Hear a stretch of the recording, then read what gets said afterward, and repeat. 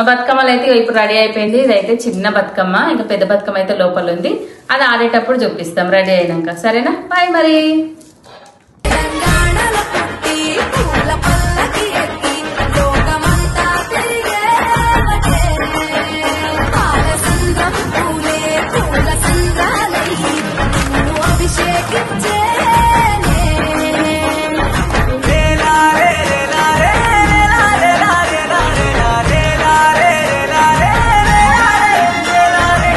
పత్తి పువ్వులు నీ పెదవుల నవ్వులుగా, గునుగు పువ్వులు నీ గుండె సవ్వడిగా, కంది పువ్వులనే కంటి పాపలుగా, సీతా జడ పూలే నీలో సిగ్గ